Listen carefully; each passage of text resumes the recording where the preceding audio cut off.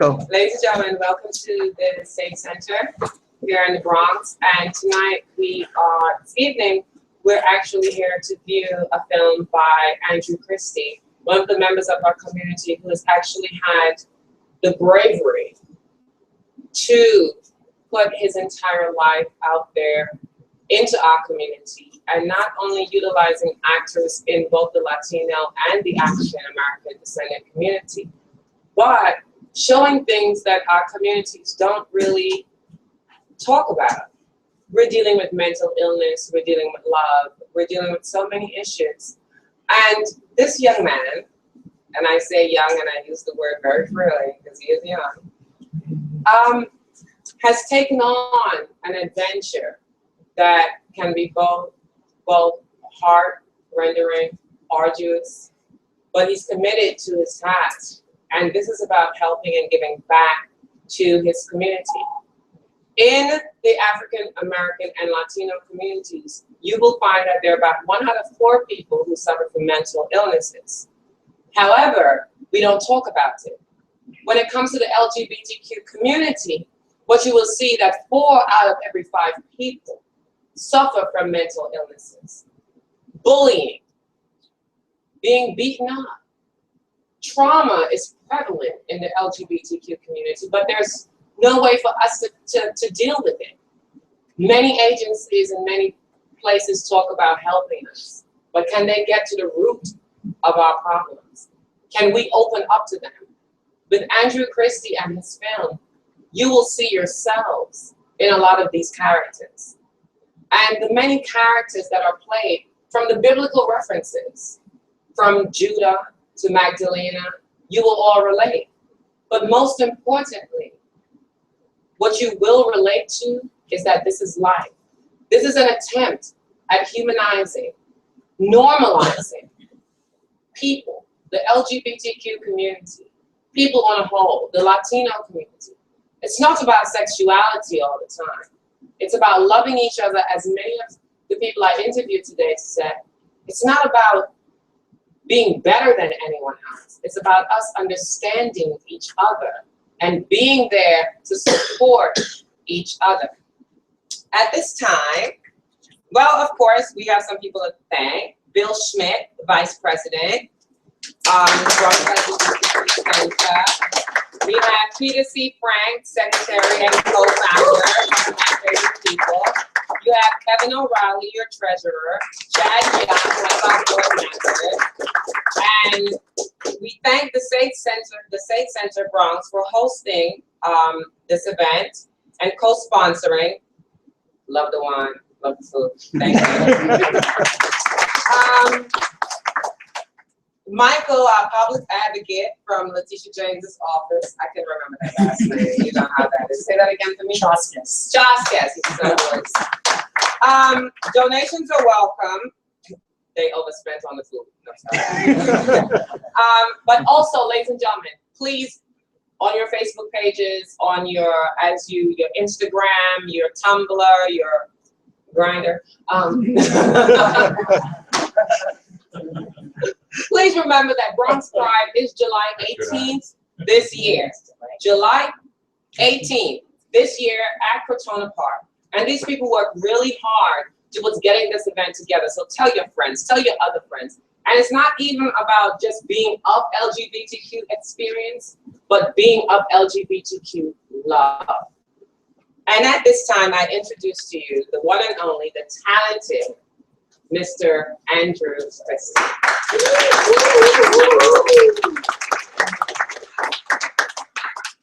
Let's give another round of applause for Tyler. Okay, so I can't thank the Bronx Stage Center enough for having us. This is truly amazing that you guys would even have us here. And I really want to thank Peter Frank for putting this together and the Bronx really wonderful. Thank you all for being here. Thank you to News 12. Thank you, everybody. I do want to, reinforce some of the issues that she brought up. It's really important that we mention that what I'm trying to talk about in this is something that everybody goes through, whether it be whether it be the mental illness stigmas that we bring up here, and I have borderline personality disorder and bipolar disorder, or suicide prevention, or LGBTQ stigmas, or just coming of age or refusal of coming of age. This is a SAGE center. I mean, I'm sure a lot of you understand that within the LGBTQ community, I mean, and really in society in general, you are cast out in the society if you are over the day of 25. I personally am 31. I have been struggling with this my whole life, feelings of worthlessness and feelings of, every time I meet people, they're like, oh, wow, you look so great. How old are you? And I'm just like, well, how old do you think I am? And then when they find out that I'm, 31, then all of a sudden I'm not worth what I used to be to them. And it's crippling to me. And every year as I get older, the feelings of worthlessness, I mean, they go on. And it's like, and we really need to back up the fact that embrace your age, embrace who you are, and embrace every factor of yourself. I think that we've seen a lot of people who have suffered from this Peter Pan syndrome, people like Robin Williams, who unfortunately took his life this year, people like Michael Jackson, people like the man who voiced Peter Pan, the cartoon, Bobby Driscoll, who also took his life, and the people who Peter Pan was based on, 3 out of 5 of those boys unfortunately took their life. My family, they have not been a part of this at all. They see me as a deviant and crazy. So I'm really glad that you guys can be here because I don't see myself as that. And I think that anybody who is part of this and who understands these issues, you're not a deviant, you're not crazy, you're human. And that's really what we're trying to get across. One thing that I really want to try and say is that I'm not trying to break the internet, I'm trying to fix it.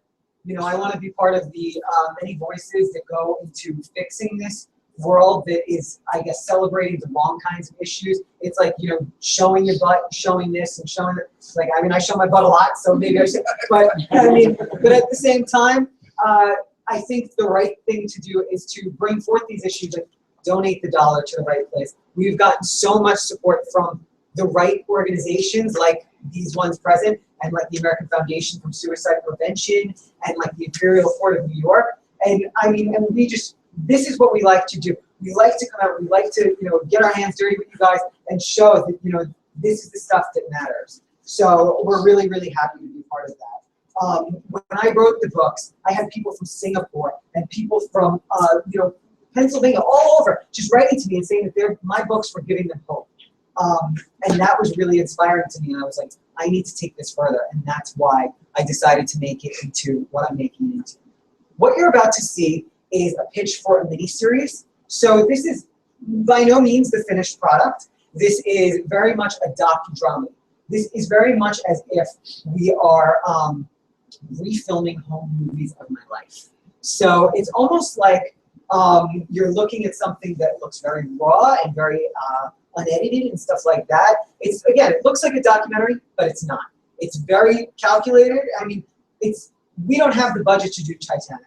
We don't have the budget to do the Fast and the Furious. So what we're doing is we're showing you the most accurate depiction of these mental disorders and the people who have come into my life and myself.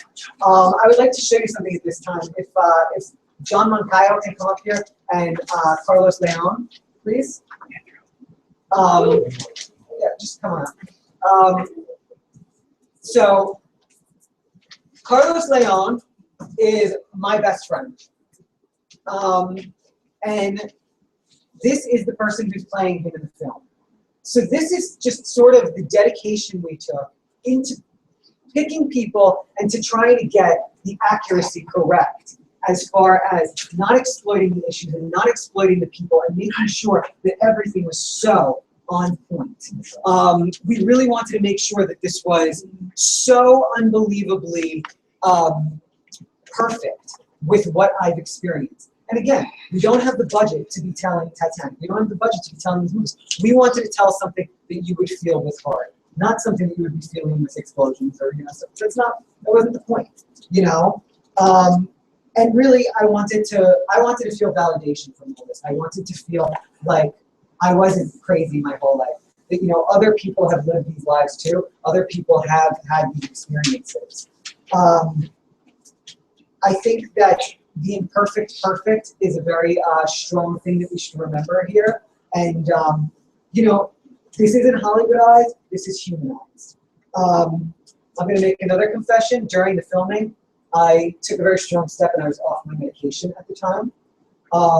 And again, it was really to show the most accurate depiction of these disorders. And it was a very, very brave decision on my part because it's, you know, it's rough. But I thought that when you see mental disorder movies, they usually try and make the person seem so, I guess, crazy. And I didn't want that. I wanted you to see maybe subtlety in these disorders and the disorders that I see along the way. As if, you know, we're just humans. We're all humans and everybody has their something. And then one last thing, you know, during the Academy Awards, I was watching it and I was tweeting and I was trying to hold myself back. And I said to myself, you know, like, I don't want to be rude. I'm trying to promote a movie. I don't want my name out there associated with bashing this celebrity, which I normally do. So I don't want to do that. And then I looked and I was like, they're forgetting Joan Rivers. How are they forgetting Joan Rivers in the memorial? And I was like, they're forgetting the only person who's ever had a, you know, piece of honesty in this whole business. And I was like, I cannot be this person. I was like, we have a very strong glass ceiling in our society, and we celebrate people who fit the mold of what the world wants you to be. If you are a black girl with blonde hair, if you are a gay guy who's just straight enough for the straight people and just gay enough so they adore you, if you are, you know, just what the world wants you to be, they'll let you get ahead. And they'll pick one person from every group.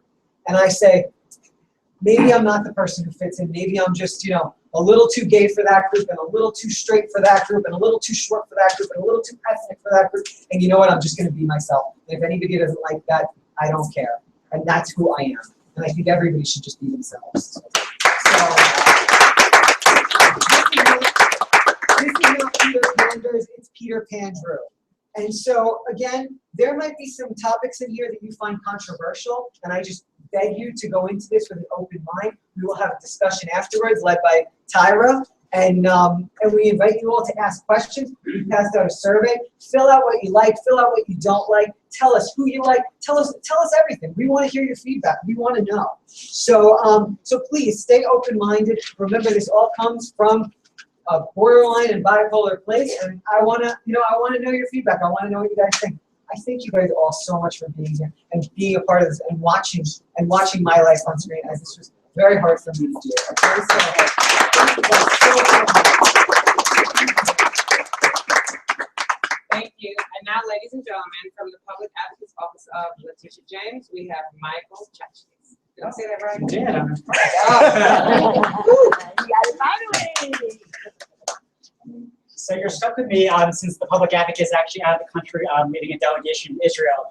But I wanted to take a moment because I think the Mental Health Awareness Month, and especially in relation to the LGBTQ community, is extremely important to the Public Advocate, especially in two areas. Suicide, particularly, as well as working with older adults. She's had 3 individuals that were a member of our LGBTQ community that took their lives.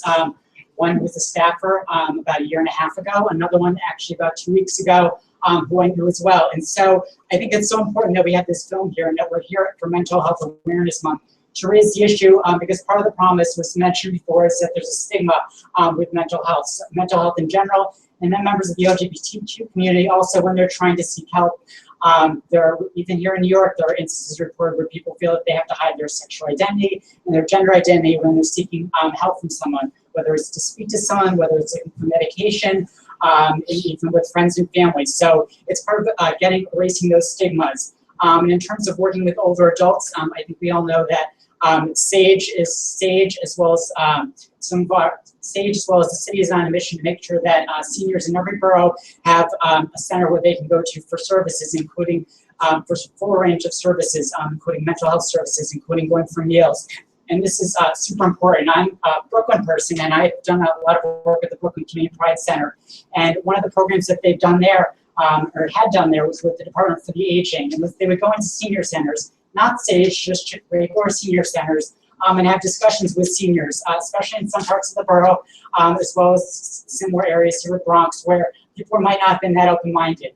And it was really to talk about the LGBT community, get people to talk about current events, and realize that there's members of the LGBTQ community who might be sitting there and they've had lunch with them for the past 6 months and had no idea they were gay, and had no idea they were lesbian, whatever it was. And this was part of, this was in reaction to a lot of the seniors felt that they had to go back into the closet because there was a trade-off, whether are they going to come to the center, they really wanted a meal, they wanted to see some friends, or were they going to stay in the closet because they didn't feel comfortable because they knew some people might not be that accepting of them. So I think it's great timing. May is Mental Health Awareness Month, June is Pride Month, in July we have Bronx Pride. So I'm glad to share some messages from the public advocate. And again, this is a great opportunity to raise awareness, so make sure you share it on all of your social media platforms. And thank you again. Well, thank you so much. I'm not going to try to say it again. Okay. All right, ladies and gentlemen, again, we've all heard about suicide and all that stuff. Many of you, how many of you actually in here have known someone that has committed suicide? You probably do, you just know it. Ladies and gentlemen, these things are important, and if it comes down as simple as going to that person that you may feel has everything together and saying to them, "Are you okay? How can I help you?" It's just that simple, you know. And at this time, I would like to introduce the family by Andrew, Cristi, Peter, Pandrew.